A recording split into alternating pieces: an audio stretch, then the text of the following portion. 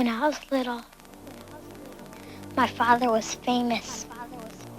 He was the greatest samurai in the empire.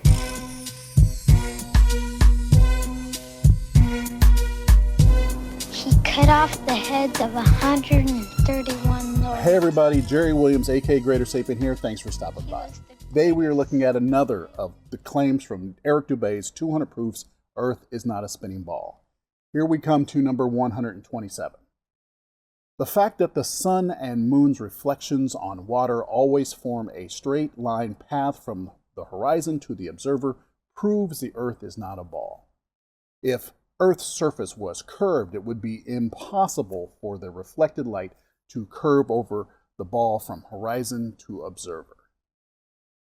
This is another claim from the argument from ignorance region of Dubay's mind. Impossible? Says who? Based on what? This sun glitter has nothing to do with the shape of the Earth. This has to do with the fact that there are a bunch of small waves in the water, and on each of them there is at least one area where the angle of incidence of the light bounces the image of the sun directly at the viewer. It's only a straight line path if you're very generous in your allowance. Sure, you can say that this is a straight line path, but this one? Or this? Or these? Yeah, I don't think so. Once you understand that this effect has to do with the type of waves in relation to the viewer and the sun, you know it has nothing to do with the shape of the planet. And that's not proof against the globe, that's just proof you're grasping at straws. And I'm going to add 128 to this video because the other was so short and it was simple. There are huge centuries-old stone sundials and moondials all over the world which still tell the time now down to the minute as perfectly as the day they were made.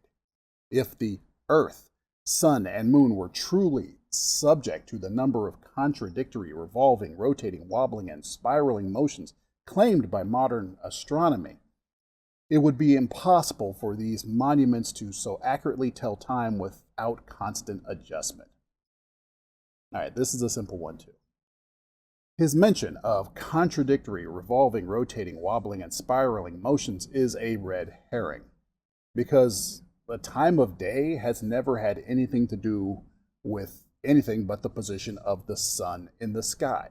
Specifically, the point of calibration being when the sun is at its high point in the sky, noon. High point to high point, that's a day. And that is determined by the rotation of the Earth about its axis. No wobbling in relation to the sun, no spiraling. It's just rotation and orbit. And its elliptical orbit only changes the length between noon and noon by a few seconds on either side.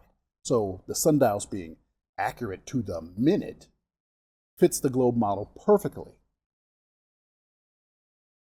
I'm confused. Aren't these supposed to be proofs against the globe? So why do you keep bringing up facts that support the globe? Have you noticed this? It's not just me, right? Okay, cool. That's my job! That's what I do! I don't lose! I win! Is there no one on this planet to even challenge me? Maybe you came by to congratulate me on last night's victory.